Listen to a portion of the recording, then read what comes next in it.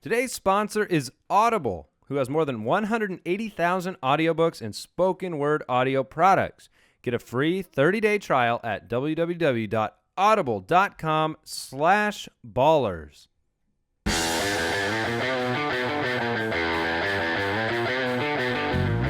Welcome to the Fantasy Footballers Podcast with your hosts, Andy Holloway, Jason Moore, and Mike Wright.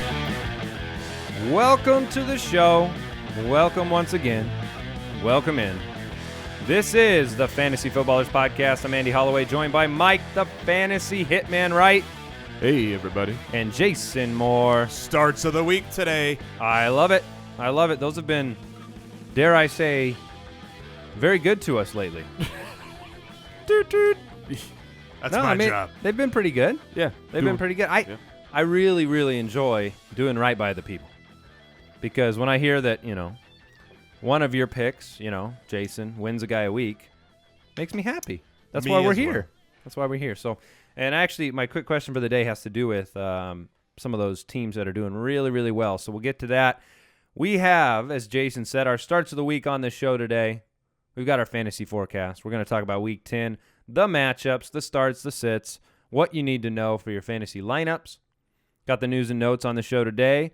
Be sure to check us out on Twitter at the FF Ballers. If you want to follow Mike, you can do so at FF Hitman. Oh, it's always a party at FF Hitman. That's where the party is. Yeah. You can follow Jason at JasonFFL. You can follow me at Andy Holloway. So we're all across the Twitter. And check us out on the web at thefantasyfootballers.com. That's where you can submit questions to the show.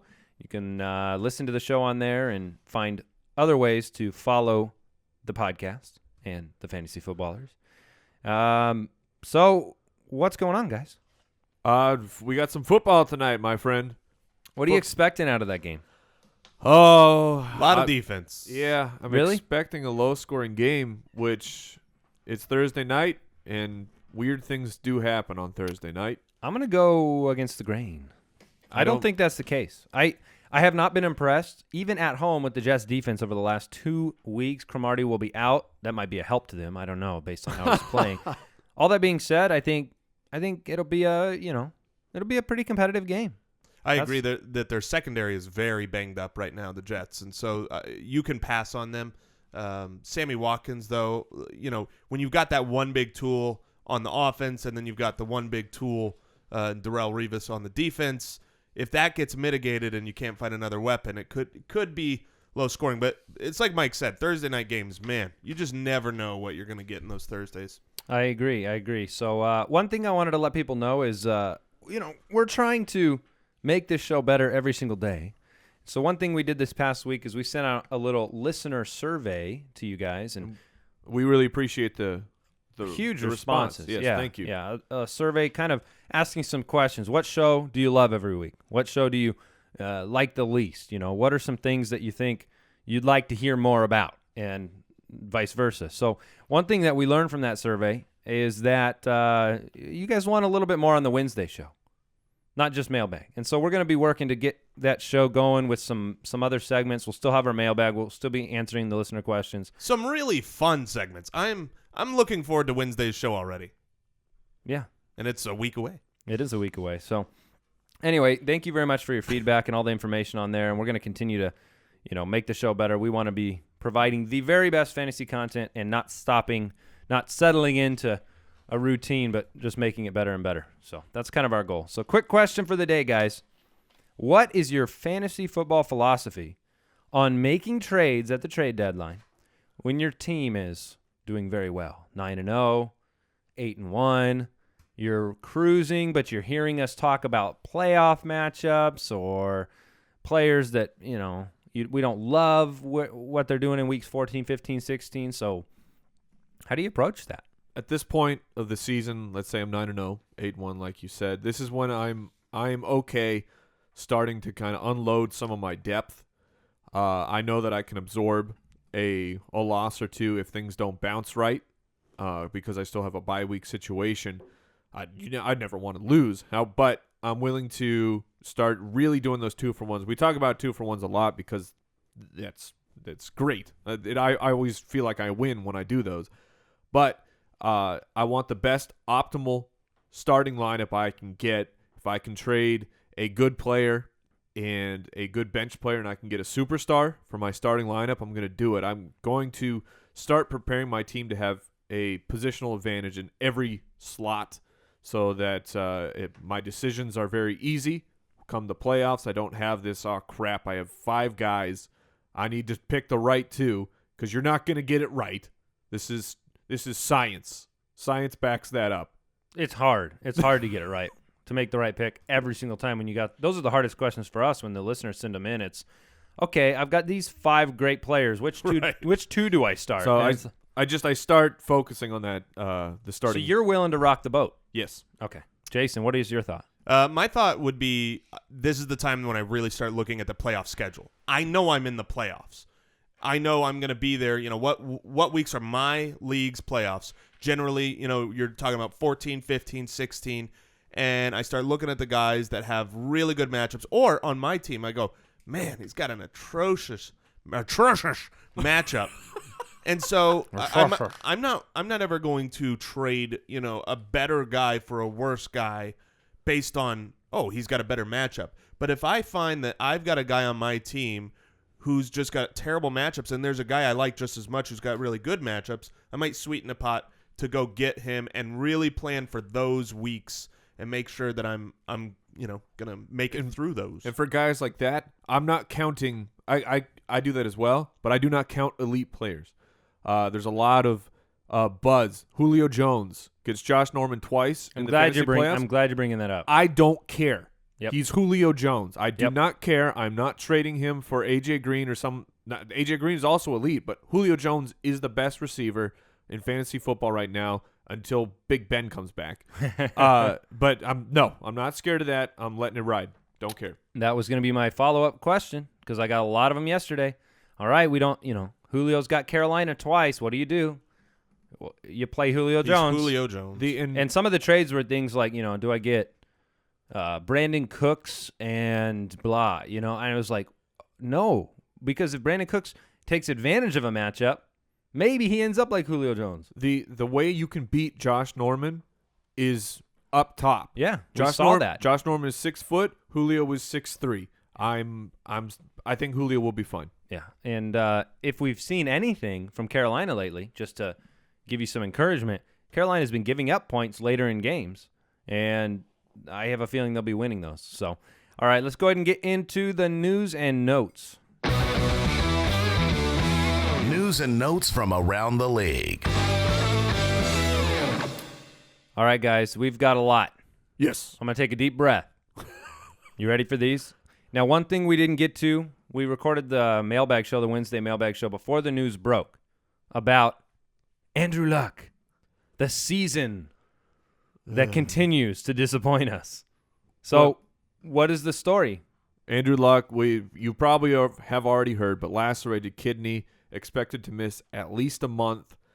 Man, Andrew Luck, it's a tough season. It's a tough season for him. I think it's going to be important how these next few weeks go for the Colts. You know, if the next few weeks you're losing games and all of a sudden you're out of the running, are you really going to bring Andrew Luck back for those last Chuck Pagano is going to bring Andrew Luck back. Yeah, I actually don't even Oh, hey. that doesn't resonate with me at all. The division is terrible. There's no possible outcome. I honestly think if they lost, so you're saying if they go 0-4, if they went 0-6, I think they'd still probably be a game or two out. I mean, I think there's like no way. I'm not joking. Have you seen? Okay, who are we competing with? Brian Hoyer, Houston, Jacksonville, Tennessee. Yeah, Mr. BB, Blake Bortles bringing them. There's no way they're not a game or two BB out. only has 2 That's wins. worst case scenario, and they'll probably, if they're playing any of those 3 teams, they'll probably win. So, I think he'll be back. The Rams signed Wes Welker.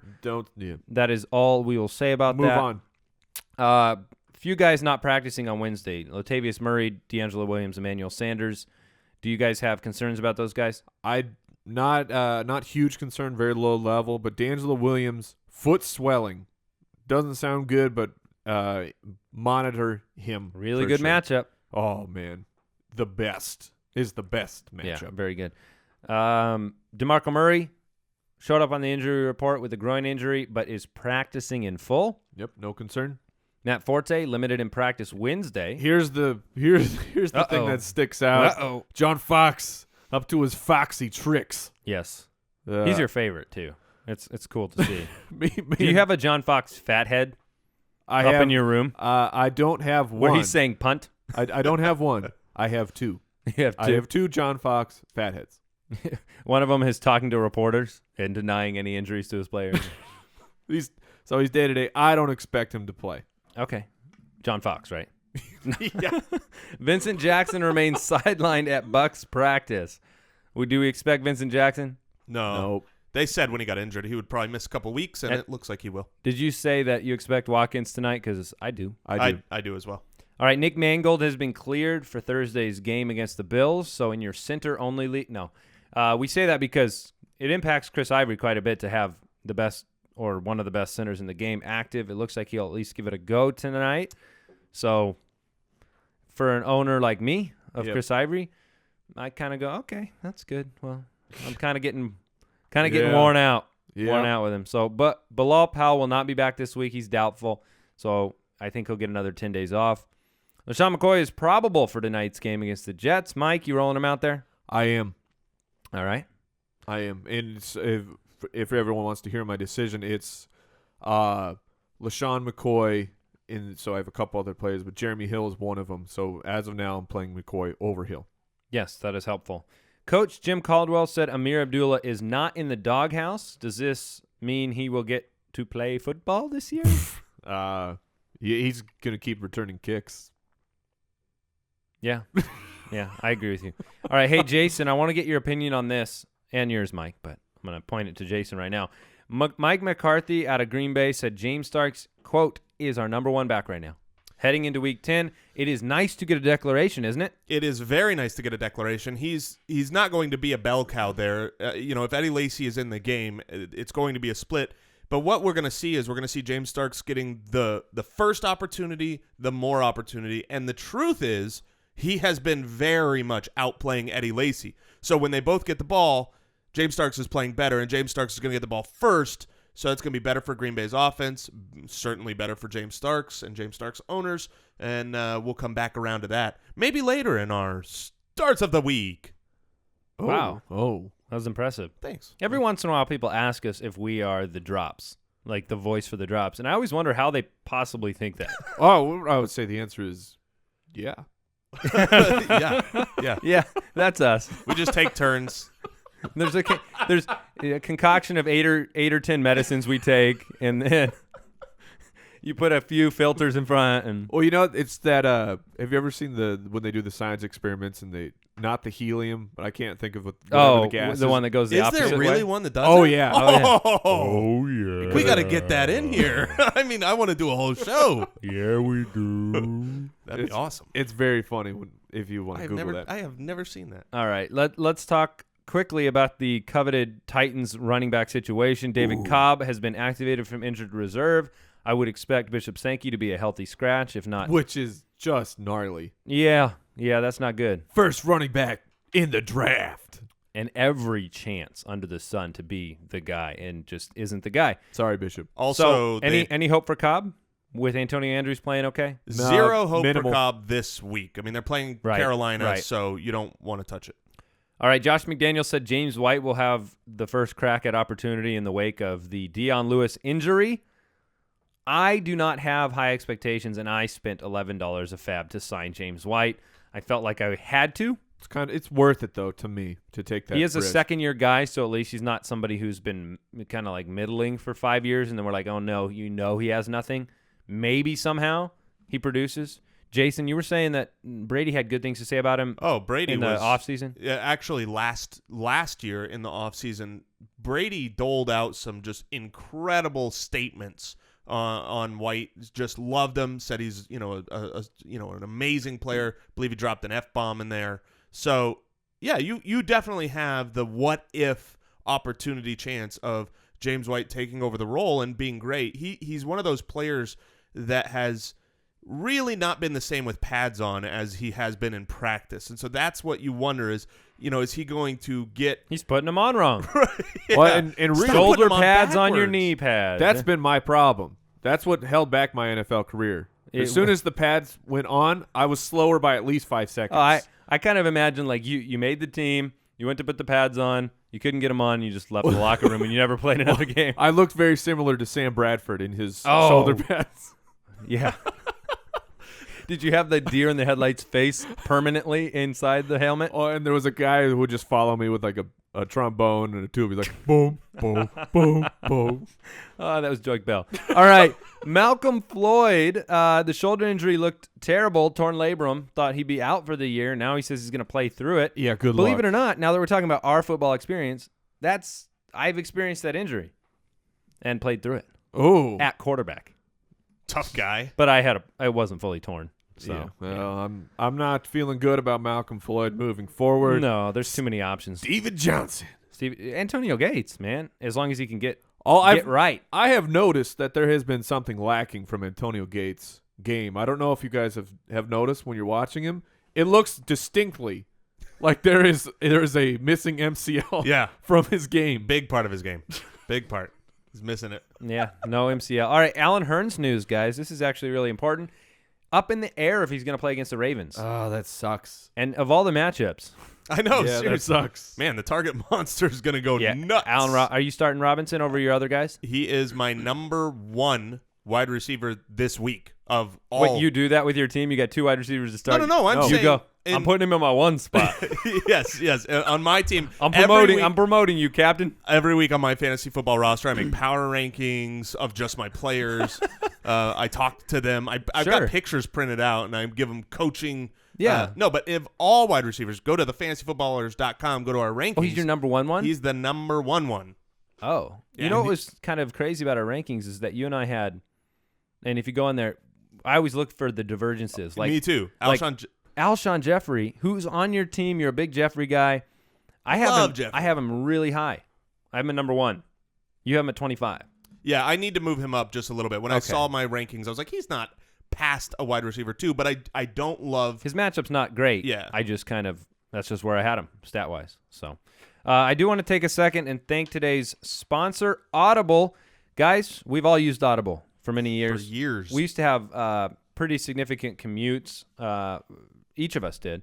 And Audible is amazing. Audible is your source for audiobooks and audio content. 180,000 audio programs from leading audiobook publishers, broadcasters, entertainers, magazines, newspaper publishers. All the way through, you're going to find everything you want to listen to on Audible. They have free apps for the iPhone, the iPad, Android, and Windows phones, so you can listen to it wherever you're at. You can download and listen on those devices. And they are unlike any streaming or rental service with Audible. You own the books. And here's something really cool that they do. They have a bunch of neat features in the apps, but here's something else they have. They have the Great Listen Guarantee. You guys know what that is? Well, it sounds pretty good. With Audible's Great Listen Guarantee, you cannot go wrong because if you decide you don't like the book, no worries.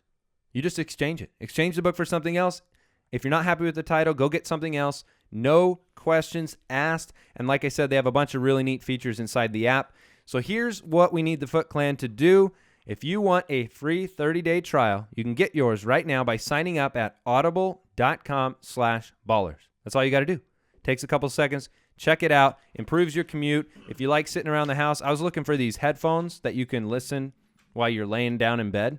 You know, those like headband headphones. This would be amazing with that. So check it out, audible.com/ballers. We'd also like to thank our other sponsor of the day, FanDuel. FanDuel.com, you've heard us talking about them because they are the leader in 1 week fantasy football. Look, the money is real. They're expecting to pay out over $2 billion this year. That's a lot of quiche. And building a team is easy. Just pick your players, stay under the salary cap. You want some help picking your players?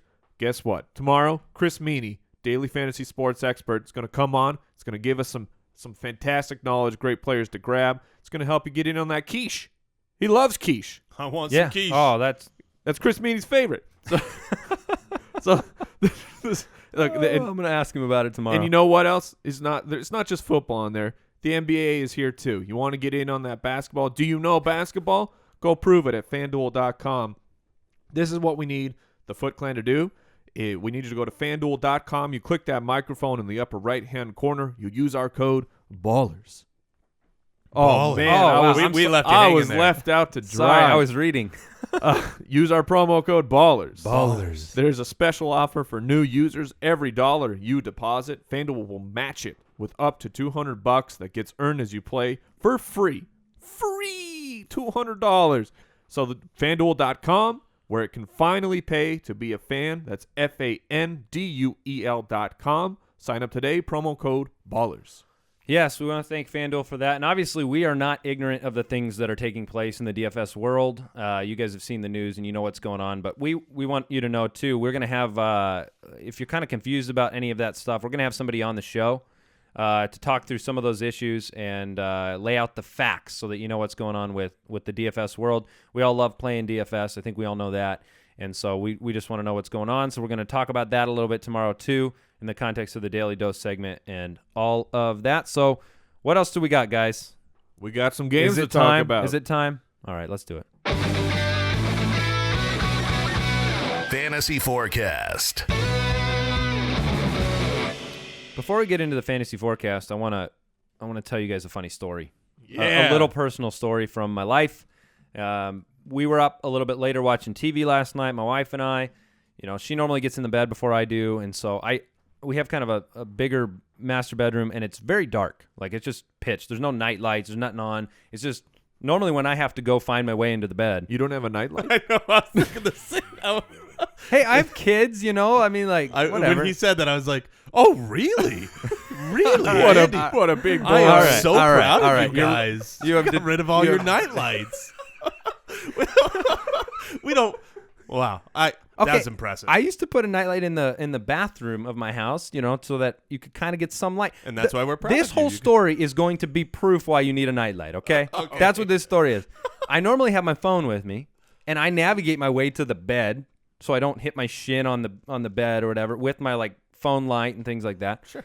And so I'm going to go brush my teeth. Is that weird? No, Okay, all right. Proud of I'm you. going to go brush my teeth. And we had some A&D ointment laying on, like, Andy ointment? A&D ointment, like that for burns and stuff Yeah, like that, yeah. that was sitting on the counter, and it happened to look a lot to look a lot like my toothpaste. Tell me it made it in the mouth. It made it in the mouth. Oh, yes! Yeah, so that was a highlight of my night. Poison control. And so the moral of the story is go to nightlight.com/baller. No. So that was my fun tale. And why I need a nightlight. Here's what you do. You just don't brush your teeth. Solid advice from Problem solved. Super wrong, Mike. My son got back from the dentist yesterday. 3 cavities. Mike. Ooh. They want $600 for that. All right. 2 visits. All right. We're into this is life. All right. Bills at the Jets Thursday night. We talked about it a little bit already. Mike's rolling shady out there. What do you do with Carlos Williams? Can you flex him? Yeah, I think he's still a flex. The concern with Shady is we don't know what type of a workload he's going to get with that banged up AC joint. I expect him to be fine, get his normal to full workload, but that Carlos Williams is still involved. Carlos Williams is a touchdown machine. Thus far, it's true. I don't think I buy into it. I don't either. I know Mike's laughing, but David Johnson was a touchdown machine. He's not anymore. Well, When you have limited reps, it cannot continue like that. Yeah, you can't always just score That doesn't mean I touchdowns don't when you stay touch in ball. the touchdown And if you're flames. trying to predict, which obviously we've said this before, touchdowns are one of the hardest things to predict. For anybody. Yeah, but if you're making that attempt, you've got him getting the fewer touches and a terrible matchup. I mean, the Jets' secondary is depleted, and they might be able to throw on him, but they're not going to be running all over him. I just don't see that happening. So I don't think I would flex Carlos Williams unless it was a real desperate situation. Let me lay down some stats for you. The run defenses for these guys, the Jets are the first against the run this season, so we temper some expectations maybe with McCoy, especially if he's injured. Bills are the sixth against the run, and Ivory's been atrocious. That being said, no Bilal Powell producing on if there's a red zone carry, he gets it. How do you feel about those guys? I do not feel confident in Ivory. Unfortunately, he's a player that you have to start. I I can't imagine a lower level option on my bench that I would play over Chris Ivory. He's still going to be a top 24 type guy. Would you start him or Chuck Hendrick West this week? Ooh, I think I would start West. Okay. In that situation. Okay. I'm trying to see where we have our consensus rankings here, and Ivory is, I think, low. I think he's near a bottom RB2 just because the matchup, and he's been running for about a yard a carry. That being said, the Bills, the one thing that they have done consistently from their running defense is given up touchdowns. I think it's like 4 or 5 games in a row that a running back has scored a touchdown, 2 on them on the ground last week. So that fits Chris Ivory's build very nice. If you get some red zone opportunities, I think this is a high probability that Ivory gets in the end zone again this week. So I'm not too scared of him. He's just not going to have the huge. He's had 3 catches in successive games as well because of the lack of Blount. Which is great for his floor. Yeah. Right. Now, when you turn it over to the passing side of things, the Bills are 24th against the pass in terms of points given up to wide receivers. The Jets are in the middle. This means better things for that side of the ball or that side of the offense. What do we think about, first, start with the Jets. Talk to me about Marshall and Decker. I think everybody knows you're going to roll Marshall out there. But let me give you some decisions to make with Decker. Would you start Eric Decker? Right now we have him 16. So would you start him over Crabtree? No. Yeah, Mike would not. I think I would. Jason has Michael Crabtree so low that I don't even know what that number is. I can't even read it. 700. Yeah, so you just have him matchup based down? Yep. Okay. Now that being said, if Amari Cooper is out, while Crabtree might get the better defender, which we didn't talk about that in the news that much, right. But there's he sat out for some knee issue. Quad. It was a quad injury. That's right. It was a quad. If he does go, then that's all the more targets, and I would bump Crabtree up despite the. So what about Decker over somebody like Devontae Adams? Oh, that is really rough because Adams' matchup is so delightful against the Lions. My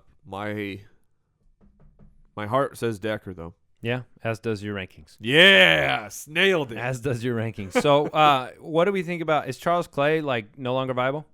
Oh, Charles Clay, what happened? What happened, man? I think turnover at running back, turnover at quarterback, Yeah. offensive changes. He's still a low-end 1 for me. Okay. Yeah. I don't think there's anybody we're missing there other than, we can talk Tyrod Taylor. You starting him? I am. You starting Fitzpatrick? Yes. Okay. Fitzpatrick was wasn't he my start of the week or stream of the week? Yeah. Yep. All right, let's go ahead and talk about the Jaguars going to Baltimore to face the Ravens. Yes. You talk about the division. This is an opportunity for the Jaguars to get a win against a team that's been struggling now without Steve Smith. What stands out to you fantasy-wise from this matchup? The Jaguars are 7th against the run. The Ravens are 10th against the run. That is the upper echelon of run defenses in terms of fantasy points given up to running backs, but they both stink against the pass. Yeah, and that's what we see a lot of times, right? Is that you're considered upper echelon against the run defense because you can be passed on so easily. So I don't know that it's really that either of these teams has a fantastic defensive line that's going to stop the run. I expect Forsett to have a very nice game in the running position because he could catch the ball as well. And obviously the ones for both sides, the wide receiver ones on both sides of the ball, man, do I love it. We talked earlier about Allen Robinson, the target monster. I mean, he's just going to feast in this matchup. And I actually like Kamar Aiken just from a standpoint of he's going to have the most targets. I expect this to be a high-scoring game. I like Flacco and Bortles in this game a lot. So this is a game that should see a lot of points put on the board, and your star players are going to be the ones doing it. Yeah, I agree. I think Allen Robinson is going to go to the Old Country Buffet and just gorge himself on the Ravens secondary. I love Aiken tremendously this week. And the guys that I actually don't like, because I agree with the run defense numbers on these. I'm a little shaky on Forsett. He's still a 1 for me, but I have my concerns over it. I believe it was Adam Azer was talking about the Jaguars are giving up the lowest yards per carry of any team. So I think the run defense is actually okay. Dalvin Smith. it's not just you can pass on the Jags. It's their run defense is actually pretty solid. And same thing with the Ravens, man. Their run defense, they don't have T Sizzle, clearly. He's been gone all year, but their run defense has held up for the most part throughout the year. So for TJ Yeldon, he's still getting out there, but you got to have expectations where they should be. Now, that was what I was going to ask you. What is the reverberating effect of Allen Hurns sitting? Wouldn't that mean Julius Thomas and Yeldon might be more involved in the passing game? Yeah, Julius Thomas, I can see it. We know that the Ravens are kind of known for their tight end defense, as they've been shutting down tight ends throughout the year. But that's good because I had to face Thomas in one of my leagues. That's yeah, good to hear. Thanks, Mike. You got it, man. But I'm that's not going to stop me from starting Thomas as a lower type option. But this game is really about Blake Bortles, Mr. BB himself, and Allen Robinson for me. I saw a question come in yesterday, a paid question that came in, and someone wanted to know right away. It was an urgent trade question. They've been offered DeMarco Murray for Blake Bortles. What you? So I wanted to give him a robust, long response and felt like I had to send the email as fast as humanly possible. And he already had Cam Newton on his team. Yeah, and I was like, go. Click the button. Yes, do it. Yeah, it's a no-brainer. But speaking of trades, Blake Bortles is a guy I'm trying to acquire in leagues where I can still trade because his end-of-season schedule is just delicious. It is an apple dumpling from Cracker Barrel, delicious. I know how much you love those, so that is high praise. Yes. All right, the Browns go and face the Steelers this week. The McCown, Landry Jones face-off, maybe. We either get Josh McCown and Big Ben or Johnny Football versus Landry Jones. How do we possibly adjust the fantasy expectations in this game? You lower them. You lower them for every player across the board because you're not going to have – I don't see this game being one that's going to be 35-28. This is a game that's going to be some ineptitude. You might want to put a kicker in there. You'd probably get some field goals in this game, but even still, that's not how I predict my kickers. You've got Roethlisberger or not Roethlisberger. You've got Landry Jones with the weapons. So any time you've got Martavis Bryant that could break one off, he's absolutely startable. You always are going to roll with Antonio Brown, but you just have to lower the expectations of what you're thinking. So in your roster, if you're going up against a high-powered guy and you've got those other guys, you might need to think to yourself on those flex decisions, I need someone that's got bigger height potential. You need to go boom. Yeah, exactly. Now, here's a situation you might run into. Now, we're pretty sure Big Ben's out, right? Like, if you gave a percentage, Jason, what would you have it at? 95%. Mike? I would put him at a 10% chance to play. Okay. Yeah. So, but you don't know then. Okay, Mike, you don't know for sure. So do you play Eric Decker over Martavis Bryant? Ooh, that's an interesting question, and it's no because Landry Jones has thrown 3 touchdowns. Martavis Bryant has caught those 3 touchdowns. So you're riding that. I'm not afraid of Bryant. Okay. Against the Browns. All right, that's a good question. Now, D'Angelo Williams, if he plays, he's a gorgeous, my goodness. A gorgeous start. Yes. What about the other side of the ball? Is Duke Johnson the guy you would want to roll out there? If of anybody, it would be Duke. And Crowell, he might not be too bad. Robert Turbin got waived.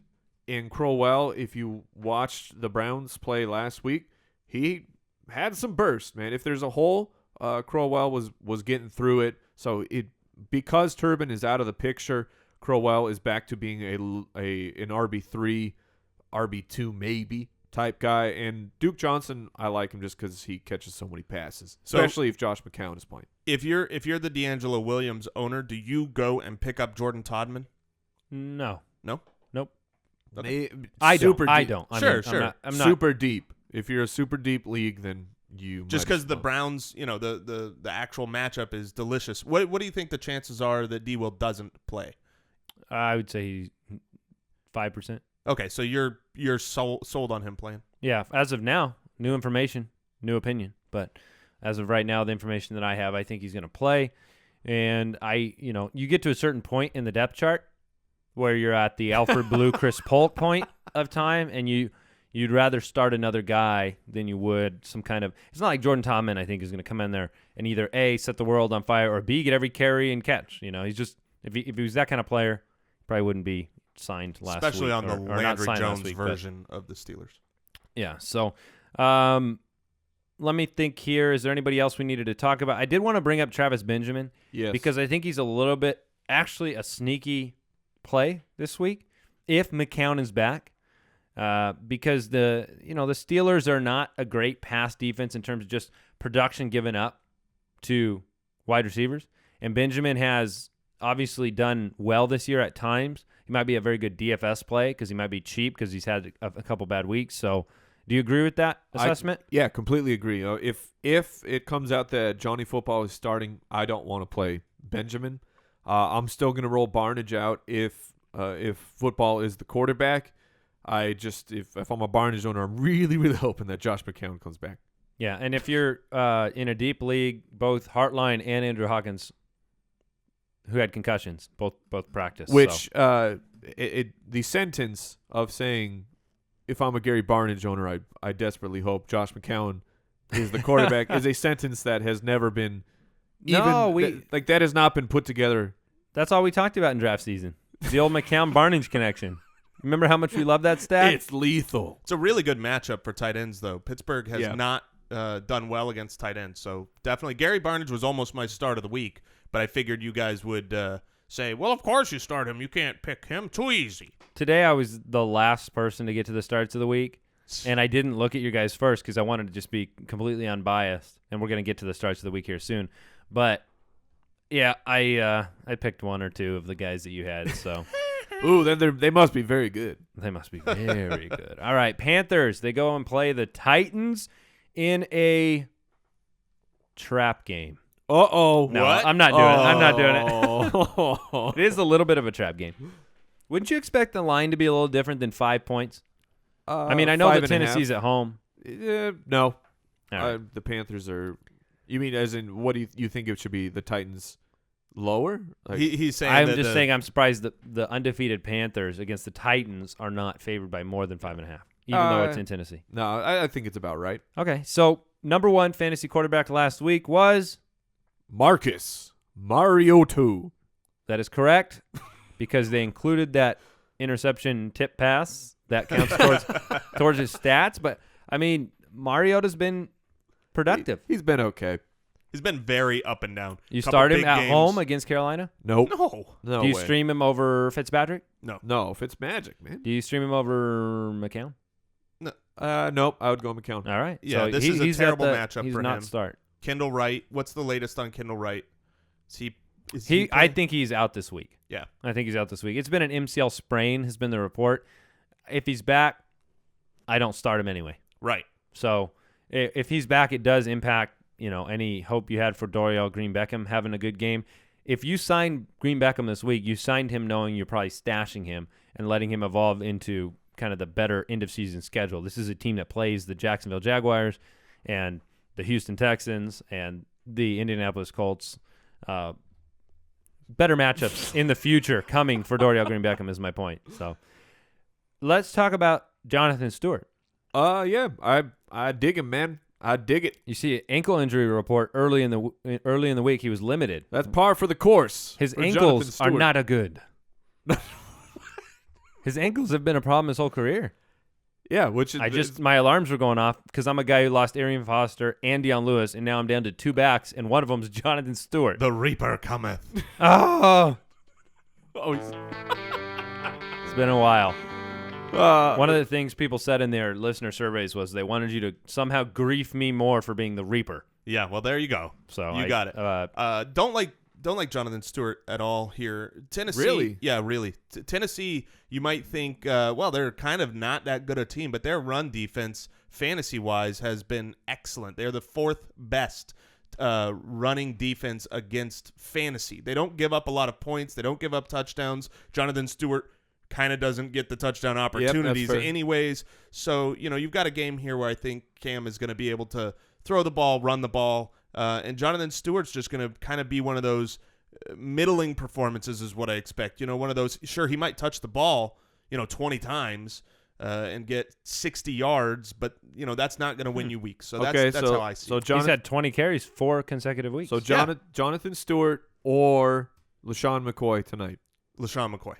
Jonathan Stewart. I take Stewart. Jonathan Stewart. You want that? We got it. Water bet. The best part of that is Jason has now bet against himself. No, I know my rankings. I need to move Jonathan Stewart down in my rankings because when I did that, I hadn't done enough research on Tennessee's run defense, and the more that I looked at it, the less I like the matchup for J Stu. Okay, so I am fine with that. Put it on the board. I'm putting it in. All right. What else do we need to talk about this game? You're starting Greg Olsen. Yep, always. You are starting Antonio Andrews. Carolina. Maybe you can you're flex backed him. into it. You can maybe flex him. All right. Anything else you guys want to talk about there?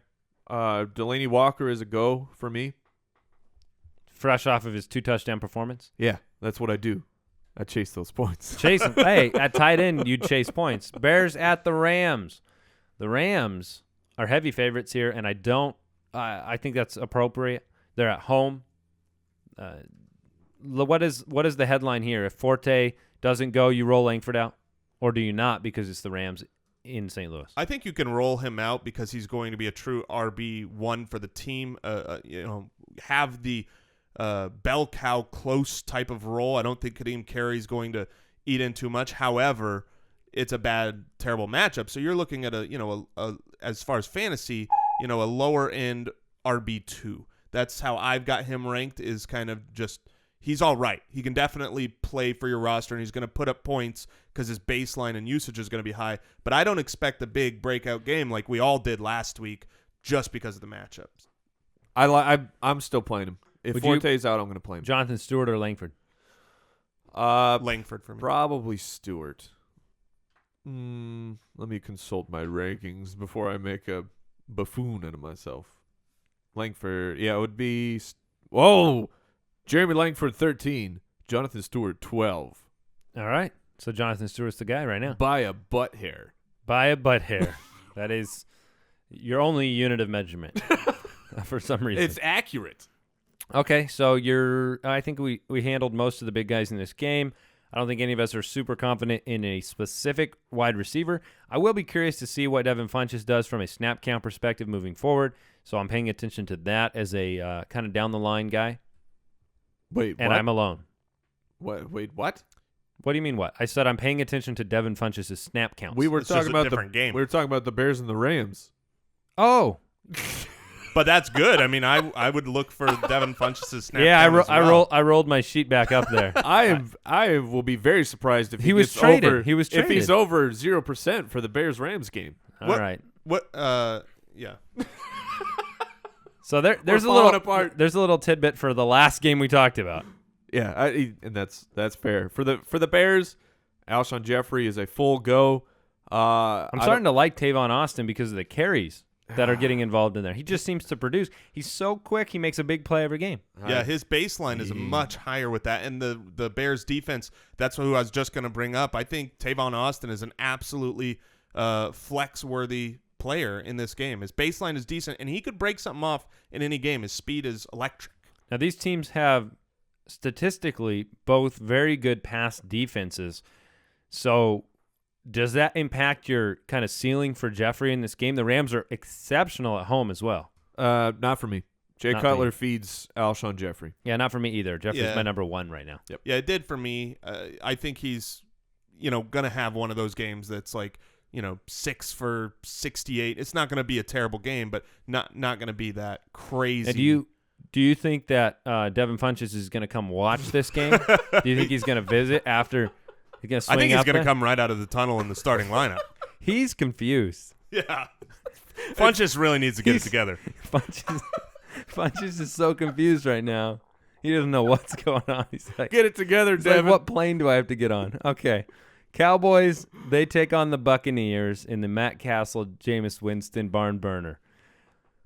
All righty. Yeah. We all love tempering expectations for offensive players because of quarterbacks, don't we? Yeah. It's really fun. Des Bryant, we saw it last week. He can still make plays with Matt Castle, even if Matt Castle just throws it up into the sky. That's probably the best go-to weapon. Alley-oop! Alley-oop. Boy, he went high, though. Yeah. Much higher than the defense, yes. Where do you have Des Bryant this week on the rankings? I do like him. It really stinks, though. But we only have one more week. One more week of Des Bryant not being a top 3 guy. So Tony Romo will be back next week. I have Des Bryant very high this week in this matchup. Top 3 guy. Oh, I have him as a 1. Low-end 1. Which I think is probably more reasonable. But the way I statted it out, I thought Des Bryant would produce. He is what their offense is at this point. What you're telling me is you're admitting you're not a reasonable man. Correct. Clearly not. Yeah, clearly not. Darren McFadden is an every week start right now. Absolutely. What do we think about Doug Martin? Because I have some thoughts about Doug Martin. I think Charles Sims is going to start to cut in a little bit more and make it into one of those uglier timeshares that we don't want, which I super don't want. I think Doug Martin doesn't deserve that. He's been playing very well this year. I know he fumbled the ball and got benched, but then so did Sims. So, but that's what I expect. I expect his production to come down as Sims comes up, and they just share that. They're both good backs, but it makes for fantasy. It makes it a worse situation, I think. So, are you going to start Doug Martin or Charles Sims? I'm sorry, Martin. Yeah, Doug Martin over Martin Sims. is my start of the week this week. Whoa! So we'll talk more about this matchup, and because I couldn't disagree with Jason more. So wait, I couldn't disagree with Jason. Also, wait, more. Jason Moore. More. Yeah, he couldn't disagree with Jason more. There you go. I see what happened. That's where I was going. Cole Beasley had a big game last week. The touchdown monster himself, the overwhelming physical I called it. freak. No, nobody called it. Yeah, Nobody in are the you world doing called anything with Beasley this week? He's, he should be. Wait, what's that sound effect? It's Michael Jackson. Put me in, coach. Castle being there could end up using him the same way. If you're in a full PPR league, I think that bumps him into a flex consideration type of player. That's a good assessment. Mike Evans, does he get it? It's such a weird world of Mike Evans because 150-plus yards, great fantasy day, 6 drops. So, I mean, nowhere to go but up. No, he has shown that he can the also drops, go down. The drops will go up. Where do you guys have him this week? Mike Evans right now I still like him. He's still Mike I have Evans him the highest at number 10. Jason has him at 19. Mike has him at 15 overall. So we're all starting him. He's all at wide receiver 2 for you guys. He's a 1 for me. Yeah, consensus rankings, he rounds out our last wide receiver 1 right behind Des Bryant. So they should both be okay, but I don't think either is going to just explode. Austin Seferian-Jenkins might be actually on the field this week. We don't know yet whether that's going to be a good thing for Evans or bad, but it should probably help Evans a little bit because right now you got Evans and nobody. So if you're the defense, you can really, really focus in on Evans. And he needs to focus in on the ball. Right. So what else from this game stands out to you? Is there anybody else you want to talk about? I like Witten this week. We're going to get to that soon. He's on my he's a consideration for me. I think Castle is a sneaky now, here's what I'm saying. If you're in a 2-quarterback league... I think Smelly. I think you meant Smelly. If you're in a 2-quarterback league, Castle's the type of guy that is probably still out there available, and he would be a playable option. He's got enough weapons with Dez, the way that he's using the dump-offs, and DMC is going to be involved in the passing game as well. So I think you've got a good baseline there with Castle. All right, we got to move on to the last matchup we're going to talk about today before we get to the starts of the week, and then we'll have the second half of the games tomorrow. The Lions head to Green Bay, and they take on the Packers. And we have a water bet. We do. We do? With a fan. That's right. You sent that to me yesterday. What was this ridiculous water bet? A fan, Mike. I bet a fan of the Lions. Yeah, he challenged the 3 of us, a 3 versus 1. He's taking the Lions, and he gave us the Packers. I accepted for both of you without even consulting you. Because you are a smart man. Because I figured you'd be in on that. So, Mike, prepare your drawers to be soggy. Is that his name? Yeah. I thought you were talking to yourself. No, his name is Soggy Drawers. Oh, Mike Soggy Drawers Mike. Start all your Packers. Start all your Packers. I'm on board. Coming off of 2 losses in a row, Aaron Rodgers... At home. Yeah, he gets to go and punch even the world Vegas in the thinks face. this is about an 11.5-point game. Yeah. It's Nice bet, Mike. Way to go. Way to represent. And let's see. Are there any Lions that I'm starting? Stafford? Yeah. Maybe. We need some information on that Green Bay secondary. Are they going to be down some corners again? Because if they are, then sure, I'll fire up The Stafford. last report that I've seen, they're still pretty banged up there. I expect them to be down at least one, maybe two of their main corners. And we've seen that has really changed their defense. Their defense in the beginning of the year, when healthy, they were really tough to both pass and run on. And now with the injuries, they have not had quality backups is essentially what's going on. So I do think Calvin Johnson is going to be a fine play. I actually think Joik Bell is a flex option here that can do all right. Yes. Stafford is, what he has been a lot this year. Yeah. Your Joik love firing you up. Oh my gosh, yeah. Love that. Stafford to me is just outside a top 12. I used one of his game-worn jerseys as a blanket every night, so I'm very excited about Joik. I've never watched it. In this game. What about Devin Funchess? How does he perform? Well, Aaron Rodgers is going to really spread the ball around, so everyone's going to catch the ball. Funchess will definitely get involved. It's going to go right out of Lambeau Field, right into his arms. So you got Devontae Adams or James Jones? Devontae Adams. And I've been asked that quite a bit this week, and I'm pretty confident with Adams. Or Cobb? Cobb. James Jones or Richard Rodgers? Who gets the touchdown this week? I'll go James Jones. Although I felt like I was in an eye exam. I'll go Jones. But man, he is finally who we thought he was. I was gonna say, man, it just took like 8 weeks of great production for us to finally nail James Jones. All right, you guys have stayed with us on the previews. We're gonna get to my favorite segment of the week. Let's go ahead and talk about who we like. Starts of the week. All right, guys, let's kick this off. I was surprised that my guy was available because he was Mike's stream of the week. He is. And he is my start of the week at the quarterback position, and that is Captain Kirk Cousins. And there is one reason, and it's 2 words, and the 2 words are New Orleans. Yep. They're giving up the second most points per game in the league, the third most passing yards per game, and have a league worst 24-4 touchdown to interception ratio. They are not playing good football on that side, and Kirk Cousins has every opportunity to have a sneaky streaming start this week. And I got Mr. BB, Blake Bortles. He is a multi-touchdown machine, and he gets the Ravens. So very similar to the Kirk Cousins logic. And that was my stream of the week. Does he need Hearns? I think he'll be okay without Hearns. Okay. It's a neat little triangle here because I was going to go with Blake Bortles, who was my stream of the week, as my start of the week, but then he was taken as well. So I am going right across the field in that same game. This and I'm is going to a go bold move, Cotton. Joe. Well, I like it. Joe Flacco, like we said earlier, you pointed out that the run defenses are legit in both of these games, but the pass defenses are lousy. So the ball's going to be going through the air. I like Joe Flacco in this matchup against Jacksonville's secondary. So, we've seen a couple games right in a row here where, against San Diego, he had over 300 yards. He had 343 yards and 2 touchdowns against San Francisco. So when he's in those beatable matchups, he's been doing very well. So even without Steve Smith, I think you can start Joe Flacco this week. All right. Why don't you go ahead and give us your running back, and we'll come back through with our running back starts of the week. All right, well, my running back we teased at the beginning of the show, it's actually James Starks. If you're a James Starks owner, there's fear about whether or not you can trust starting him and playing him. Mike McCarthy coming out and saying that he's the starter, the matchup. I mean, come on, this is the Lions. I have said for the last 2 years that I think James Starks is a very talented running back.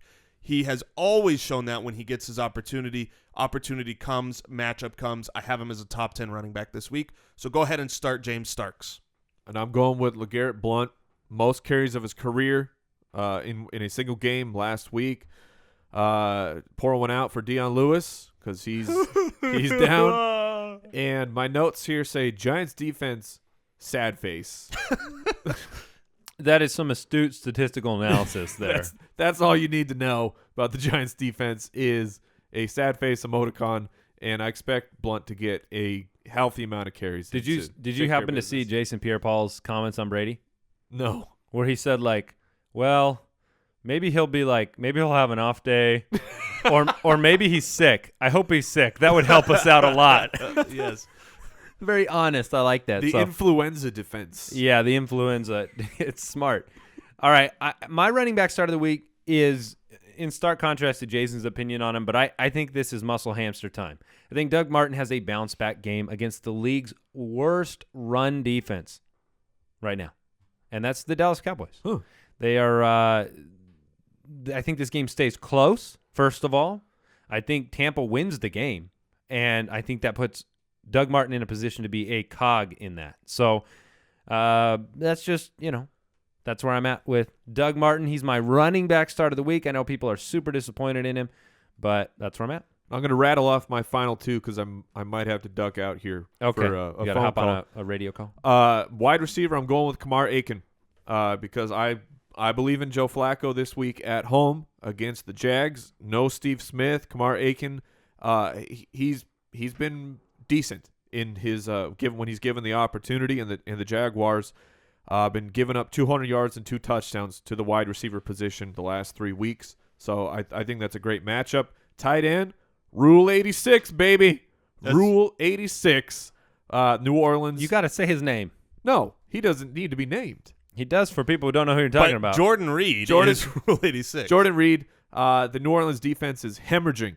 In the last 2 weeks when Jordan Reed finally came back, guess what? He's the target leader in Washington. He's Kirk Cousins' go-to guy.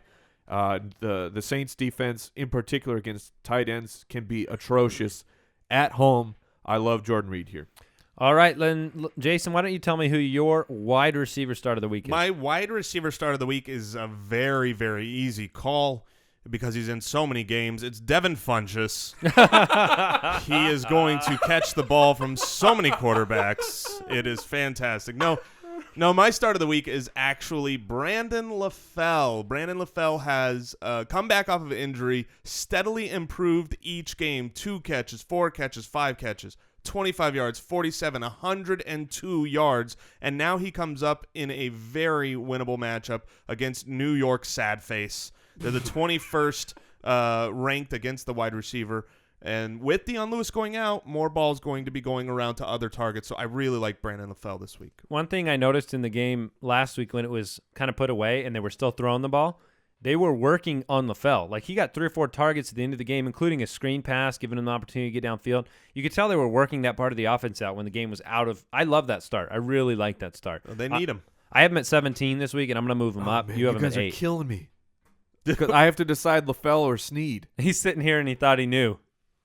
No, I've been still leaning. deciding? I've been leaning Snead, but that's just because the Snead matchup is so great. Yeah. So my wide receiver start of the week. Hey, Foot Clan. I'll see you guys later. All Goodbye. right, see you, Mike. All right, the wide receiver start of the week for me is Pierre Garcon and Deshaun Jackson. Is that allowed? I think they benefit the same way that Kirk Cousins is my start of the week. So I think somebody benefits on that side. I think Deshaun Jackson is going to get involved. I think Pierre Garcon is going to be involved, and both of them are going to have good games. If I had to just pick one, it'd be Garcon for the baseline. But he hasn't had any boom games. So if you need boom, go Djax. If you need base, go Garcon. Both have good games for me. Yeah, I think there's going to be a boom in Djax's hamstring. Yeah, that's the risk that you run with Djax. So Yeah, if you need to be safe. Yeah, at least you do know that, though. You know going in you could get a dud, but you could also – I could easily see him having a great game. My tight end – Mine is Eric Ebron. What's yours? Yes, kidding. you wish it was Eric Ebron, but that is mine. We didn't talk about it too much, but in the Green Bay game, their secondary is really hurt. They have given up a lot of scores to the tight end. Eric Ebron has actually been a fantastic player this year. He's been used in the passing game. He's been used in the red zone. His injury kind of hurt his momentum. His, how people think about a player.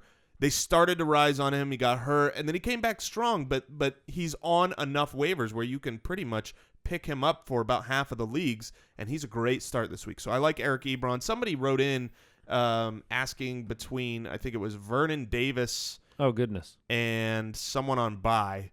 So go get Eric Ebron. Yeah, and the thing is they're going to be in a comeback situation most likely. They're in Green Bay. They're going to need to throw the ball. And so you've got kind of the production available for him. And so I really liked Ebron. He was a guy that I had selected before I noticed you had claimed him. And so another guy that I like, I can't say that I'm in love with, but I like him a lot, is Jason Witten this week. He still had 6 catches last week. This is the week I think that, tight end cannot be covered very well by the Tampa Bay Buccaneers. Witten is a good bet for 5 or 6 catches and a chance at a touchdown. So, last week it was Delaney Walker. This week it's Jason Witten for me. So I'm going to move forward with him. Yeah, and really, Jordan Reed is the best start here.